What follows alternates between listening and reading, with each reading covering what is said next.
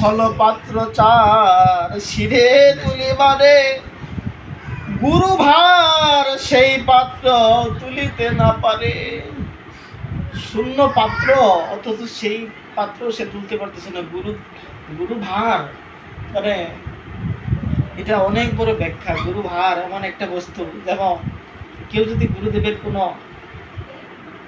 Bag অথবা তার কোনো ঝুলি কেউ যদি স্কন্ধে নিয়ে যায়, মনে হবে পাহাড় সমান ভার। কেন? গুরুদেবের ঝুলি অত্যন্ত ভারী থাকে। তাই সেই ফল বিজ্ঞানী বলতেছে গুরু ভার সমতুল্য। এটার ব্যাখ্যা অনেক তাৎপর্য, অনেক দিকে যায়। যাই হোক, গুরু ভার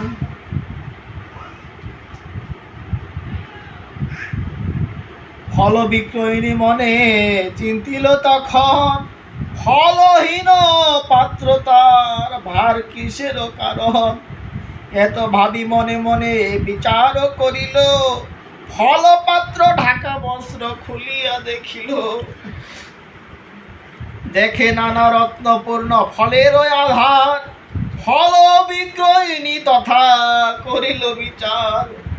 বিষয় মানিয়া ভাবে ফল বিক্রয়িনী, শিশুরূপে বিচার বিরাজিত ভগবানইনি। এই কথা মনে মনে যেই হইল উদয়, যুক্ত করি ভক্তি ভরে শিশু কৃষ্ণ কয়, ও হে দীন বন্ধু হরি জগতের সার, পরম কারণ তুমি ঈশ্বর সবার। অগতির গতি না দিনের ঠাকুর, দীননাথ তব দয়া দিনের প্রচুর। ধন দানে দিনে কেউ কেন ভুলাইতে চাও, এ সব যন্ত্রণা নাথ আমারে ঘুচাও। এত বলে শ্রীহরির চরণ ধরিল, মৃদু ভাষে তবে কৃষ্ণ তাহারে কইল, যাও ঘরে লয়ে তুমি সকল রতন, পাইবে অন্তিমে তুমি আমার চরণ। জয় জয় রাধা কৃষ্ণ। এত কহি হরি তার মাথে পদ দিল, ফল বিক্রয়িনী তারে তবে ঘরেতে চলিল। তারপরে কি ঘটনা শুন মহাশয়, কি করিল বলিতেছি হরিদয়াময়। একদিন কৃষ্ণ আর রোহিণী নন্দন, যমুনা পুলিনে দুয়ে করিল গমন। আর যত ব্রজ শিশু সঙ্গেতে চলিল, পরম আনন্দে সবে খেলিতে লাগিল। প্রিয়া রসে মত্ত সবে হইল তখন, হইল অনেক বেলা মধ্যাহ্ন তপন।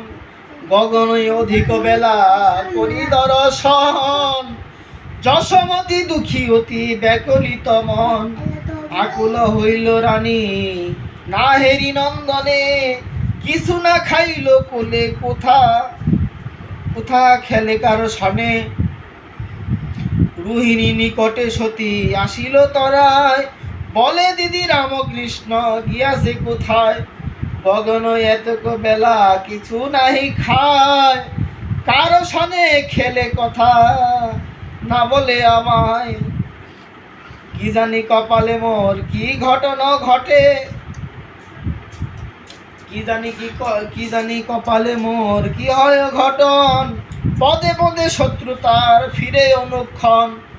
এত বলি দুইজনে আকুলিত মনে, চারিদিকে ধায় তারা পুত্র অন্বেষণে। কৃষ্ণ বলরাম ডাকে উচ্চ স্বরে,